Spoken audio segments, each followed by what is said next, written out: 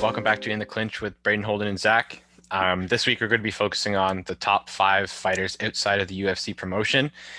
Oftentimes, the fighters from the UFC get the most recognition, and there isn't really much of light shed on other fighters in other organizations.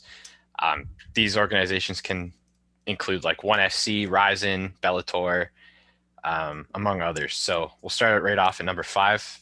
Who do you guys have for number 5? Number 5, I have Angela Lee, starting off with a woman on the list. I think the Lee family, first off, is a great martial arts family, and she's incredible. She shot right up to the championship level. I think debatably she could be one of the best women fighters out there today, and that's including Shevchenko and Nunes. And she's got a massive career still ahead of her. So she's my number 5. Right. Yeah. First of all, I want to agree with that. I'm a huge fan of Angela Lee, so I'm glad you put her in that list. Unfortunately, I did not. But yeah, a huge fan of Angela Lee. My number 5 is Ong La Song, also from ONE Championship. He did recently lose his belt, but I think the tear he was going on just before that, and same thing. I don't think he's nearing the end of his career, so he still has some time to bounce back. But just looking at his skill set, I think he's a very well-rounded striker. He's a strong grappler, and he's very well-rounded, very powerful. And I think, he doesn't get enough recognition. And I think ONE Championship, sorry, not ONE FC anymore, but ONE Championship is holds a lot more talent than most people think. Yeah. Actually, I didn't pick either of those either, but he is from ONE Championship. I picked Bibiano Fernandez. So he fought in ONE. He fought in Dream. He's also Demetrius Johnson's training partner. He's been the Dream champion, and he's also the champion in the Banter-Weight division of ONE FC right now. He's 24-4. He's got various medals in BJJ. So he's definitely one of the best outside of the UFC. Can I ask you a side note? Yeah. Because Holden, you brought up Angela Lee. What do you think of? Do you think Christian Lee is at that level too? Because they're training partners, siblings, obviously, and you'd imagine their training's on a similar level. Do you think Christian Lee is kind of possibly up there at the UFC level, or? I think the competition at the men's level is much higher. And I think he hasn't fought UFC level competition yet.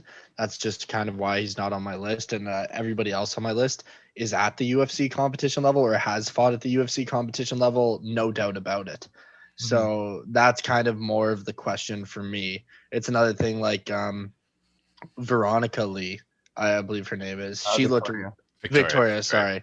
Oh my God, I always mess those names up. But Victoria Lee, she looked incredible in her debut, but it's one of those things that you got comparison of levels. She's still miles before I can consider her one of the top women in the world, but right? You got to take into consideration too, Christian Lee did win the belt from Shinya Aoki, and he did finish him in the second round.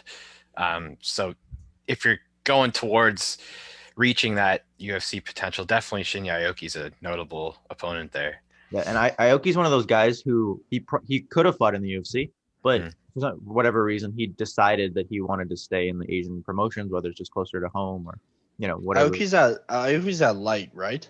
Yeah. Yes, he's at light. Yeah. So for example, when you're looking at lightweight, you're already looking at guys like Connor, Gagey, Chandler, Khabib. You're looking at all these guys, right? So when you're looking at all those guys, I'm going to compare within the division around the world, and I don't think Christian Lee is at top 5 UFC level right now. I think he could definitely be a top 15 though. Yeah. Maybe even top 10, but I agree with the whole not top 5 yet.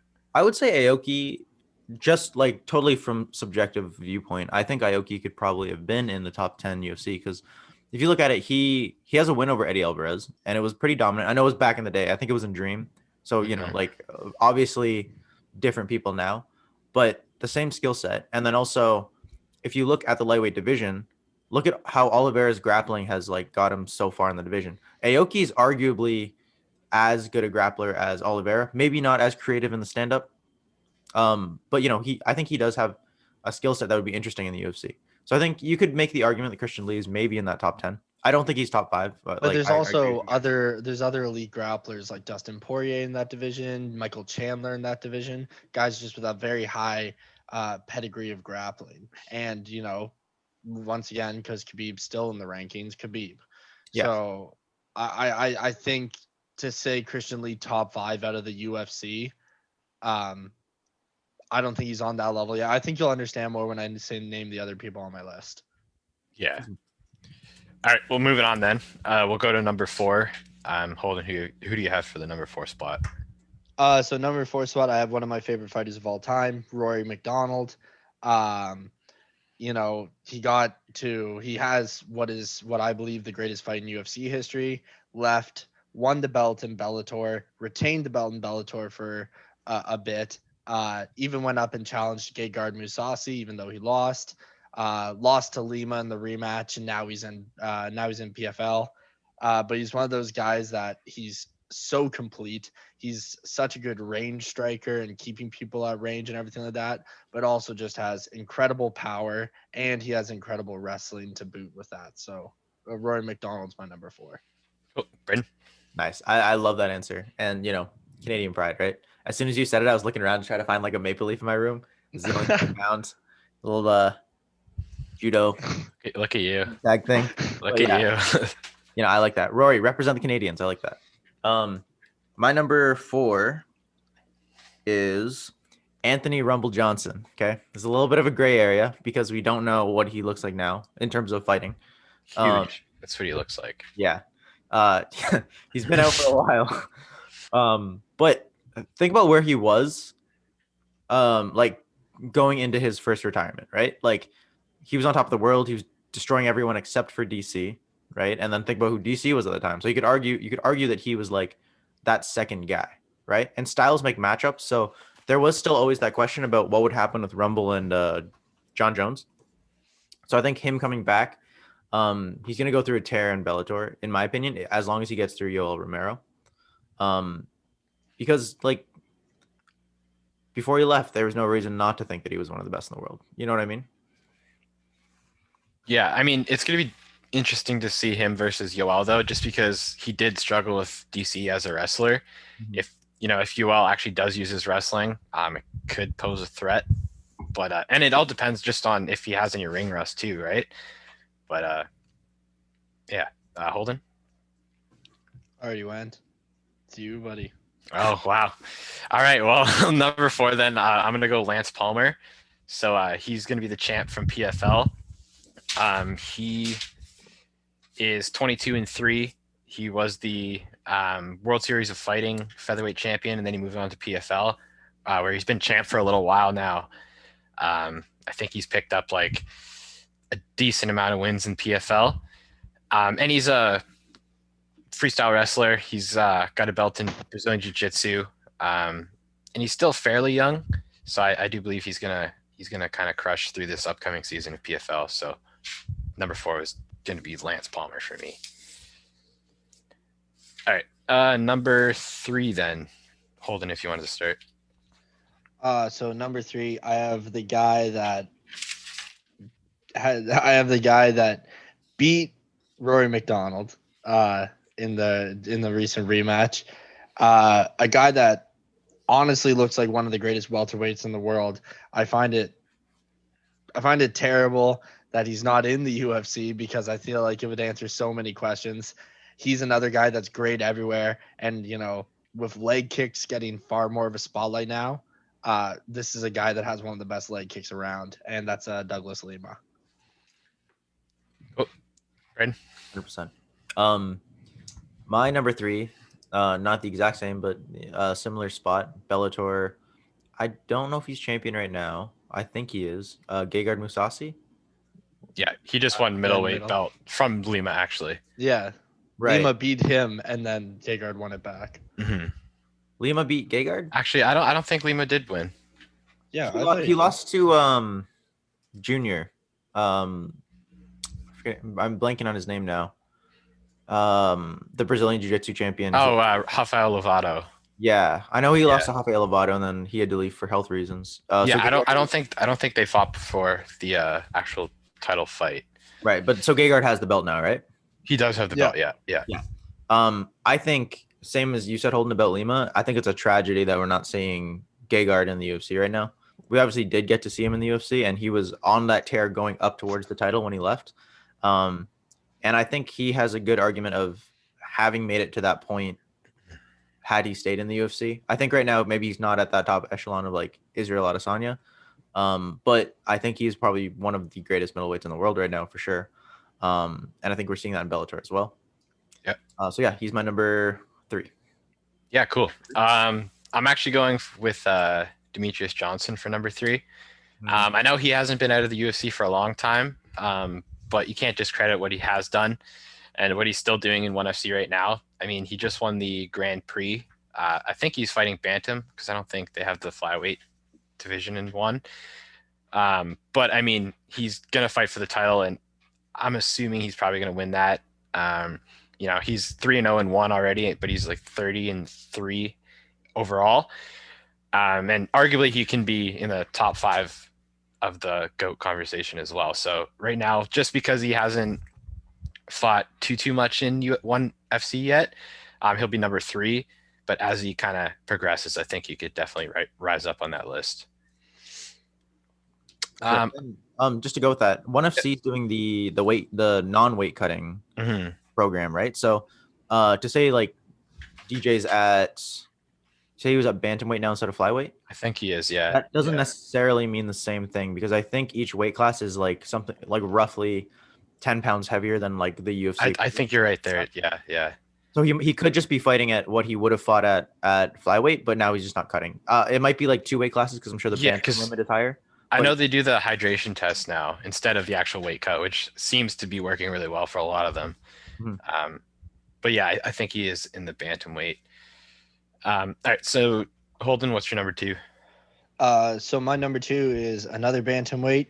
Braden's really gonna like this pick. Kyoji Horaguchi. My man. He's risen bantamweight champ right now. After Demetrius Johnson, he didn't lose for I forget how many consecutive bouts. Lost to Kaya Asakura in a non-title bout, and then just defended the title against Kaya Asakura. So I think Kyoji Horaguchi is a guy that, 1, he's a natural flyweight, but 2, he just has so much power. He kind of reminds me of that Cody Garbrandt-esque, so much power in such a small weight level that's really not known for its power. And that's just devastating in those divisions. And I thought he fought Demetrius Johnson super young in his career. I would love to see that fight again now because I feel like that would be a really competitive contest, much like a Cejudo Johnson kind of thing. Yep. Yeah.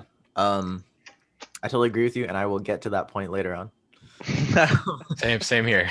But actually, my number 2, I can't really say much about it because I think you've pretty much said everything that has to be said. My number 2 is Douglas Lima. I think for a lot of divisions in other organizations, you argue like they're really good. They're probably not UFC championship level, but they're really good. Douglas Lima is one of the only guys on my list that I think could be the UFC champion right now. Like when I see him and Usman matched up together, I think Usman's great. He's an awesome fighter. I think him and Lima would be a very interesting match, and I wouldn't know who to pick in that fight. And I can't say I can say that about a lot of champions of other organizations, which means like I got to put Lima at number 2. I think you went through most of the reasons as to why. Cool. Yeah, for number 2, I'm actually going with somebody I find he's kind of underrated, and that's going to be Patricio Freire. He's going to be the Bellator lightweight and the featherweight champ, so he's double champ right now. He's got notable knockouts over Michael Chandler, Wilson Hayes. And when you're really thinking about somebody like top 5 outside of the UFC, he's almost been with Bellator for the whole entirety of the Bellator career. I think he started in Bellator at like Bellator 10 or something like that. So he's been in Bellator for years. The Scott Coker love child.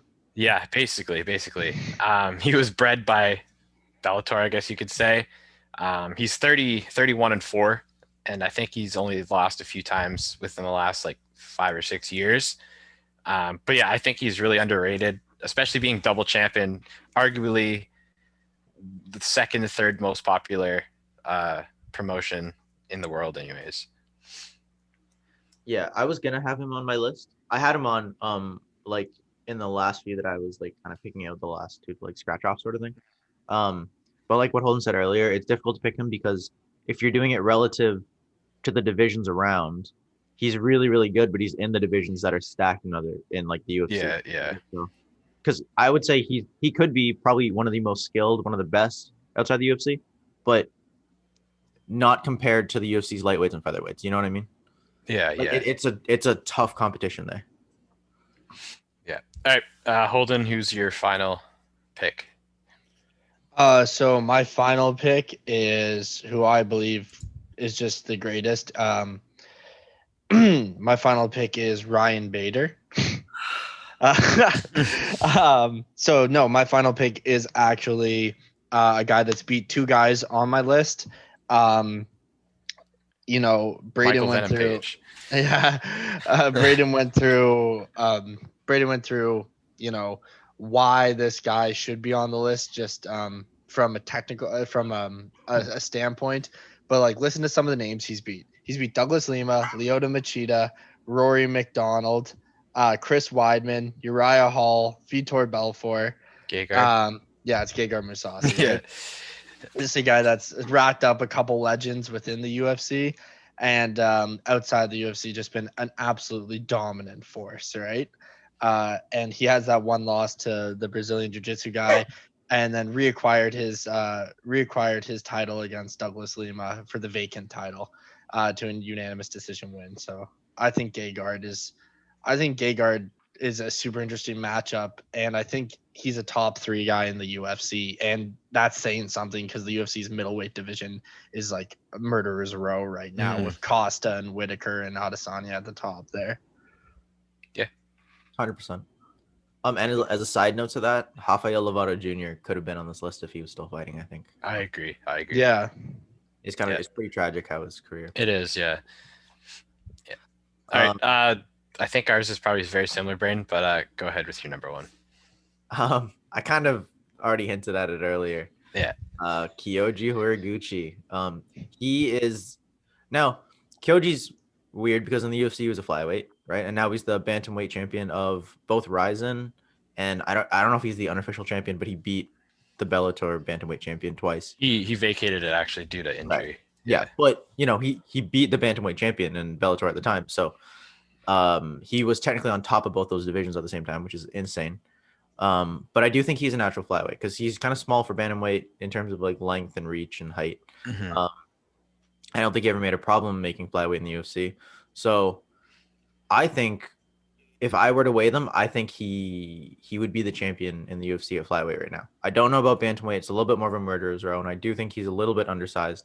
But he's the only guy that I'm like, yeah, he would be the champion in the UFC if he was back there in his division. His distance management is insane. Maybe the best I've ever seen. And in my opinion, I think he has the best karate style for MMA. You can make the argument you like Wonder Boy, but I think he leans on it, like that point style. Whitaker's like maybe number 2. I think the mixing of that karate style and the power and the physicality that you need for MMA, it's Horaguchi and Whitaker, right? And I think he has that distance management. He can jump in and out very quick. Again, like you said, he carries that power at those lower weight classes, which is something you rarely see. And I also think that loss to Kai Isakura, he got clipped early and he was in trouble for a long time before that fight ended. There's a world out there where if he didn't get clipped early, we could be seeing a guy who lost to Demetrius Johnson and then dominated the rest of his fights up until now. You know what I mean? Like it could have very well have gone that route. He dominated the rematch, like no problem. Exactly. So, we knew he had the skills to beat him. I'm not trying to take anything away from Kai Asakura, who got that clean shot and hurt him early. But I'm just saying, in another world, we could be seeing Kyoji have this insane run, and the only spot being Demetrius Johnson. And like you said, that would be a very competitive matchup now. And you got to think too, he's only 30, so even if he does have those 2 losses, he could have upwards of 6, 7 more years. And if he continues to dominate, those 2 losses are nothing, right? He came in Yeah, very for young sure. when he fought DJ. Mm-hmm. Yeah. How old was he when he fought DJ? We were in high school. 6 years ago, so he was 24. 24. Or we were watching that at the restaurant, man. Like that know. was crazy. We were all sitting at that table, and even at that young in his career, the table was split as to if Kyoji Horaguchi was going to be the top prospect to dethrone DJ. Now Yeah. look at him, right? So it's just crazy. You got to Yeah. think, even at that point, he showed all this potential. He was just this wrecking machine that was going through everyone before him. But then DJ had cleared out the division that he didn't really get that opportunity to go like fight number 8, then number 5, then number 3, then DJ. He had to go from like I think number 7 to a title shot, just because DJ was so dominant at the time. But I think if you see a Horaguchi that got that experience, it could have been very different. Yeah, and you got to think too, that one loss to DJ, it should have been a decision if you like, but somehow Mighty Mouse got a submission with 1 second left in the 5th round. So somehow it was beautiful, man. It was beautiful. Yeah. So it was just a crazy turn of events. But yeah, I mean, number 1 was Horaguchi for me too. So basically everything you said, I agree with.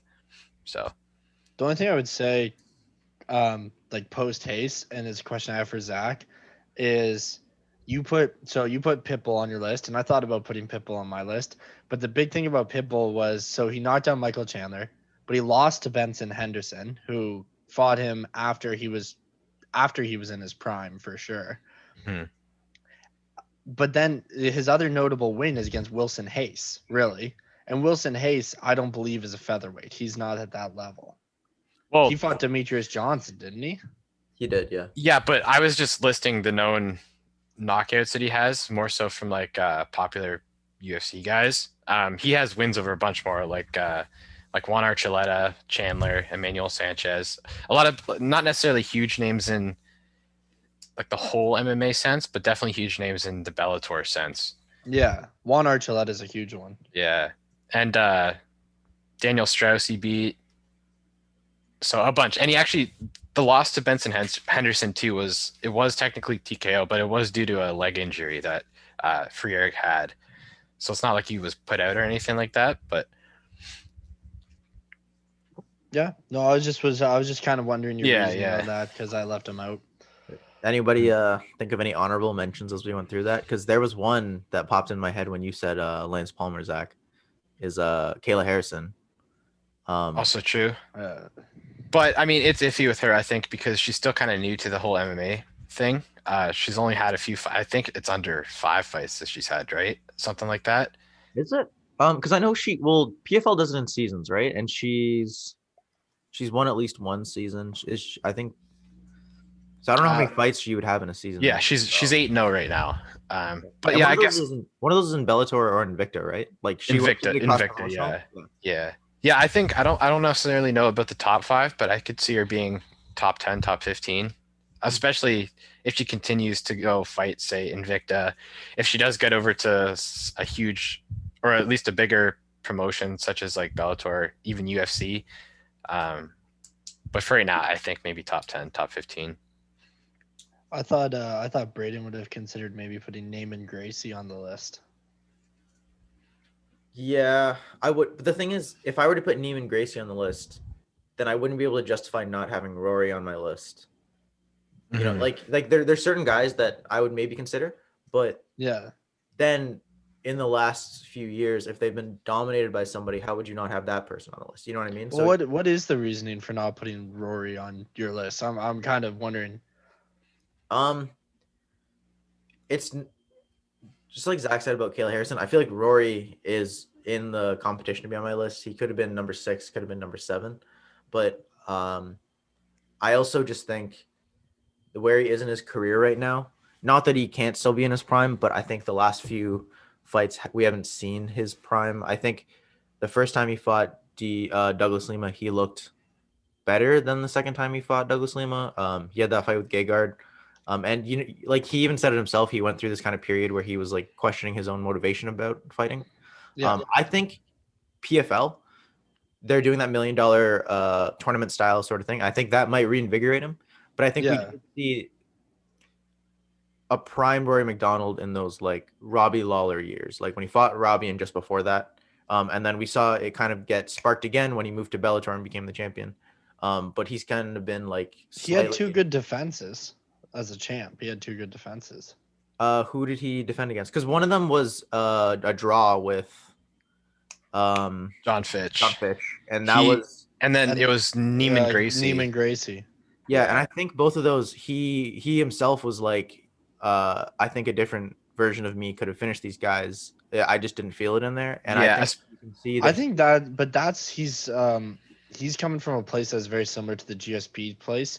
I think Rory's a guy that when he got the belt that he's been looking for so long, he kind of went more for the GSP style of contain the fighter and ensure the win instead of get the finish that GSP kind of started adapting. And I don't think it worked out as well for Rory as it did for GSP, right? Because Definitely I think not, GSP is just far better at dominating in other areas that Rory has to look for finishes.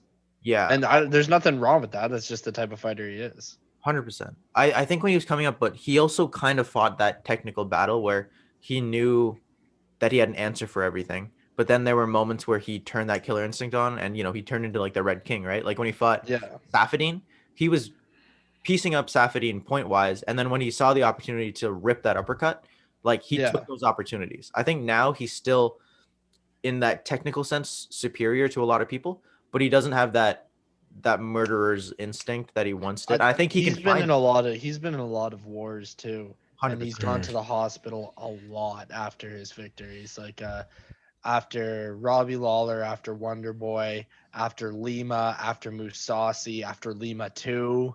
Like this is the guy definitely has some miles on the engine, right? Yeah. But just to that point, that's the only reason he didn't make the top 5 for me, I think. Fair enough. Yeah. All right. We'll wrap it up here then. We've gone through the list. But yeah, so thanks everybody for watching. Hope you enjoyed. Tune in next time. Peace out.